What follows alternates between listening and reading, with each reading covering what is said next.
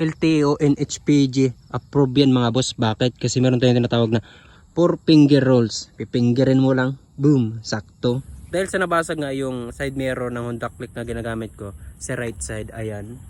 Kaya bumili ako nitong side mirror na nauso dito sa TikTok.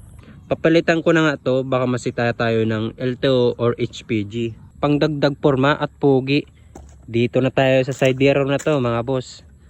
LTO and HPG approve yan mga boss. Bakit? Kasi meron tayong tinatawag na 4 finger rolls. Pipingerin mo lang, boom, sakto. Ito sa kabila, boom, sakto, di ba? Isa rin sa kagandahan nito is pwede mo siyang ma-adjust ng ganyan. Okay. At dito rin sa kabila, ayan. Gusto mong mahaba, ayan, kitang kita sa likod. Yan.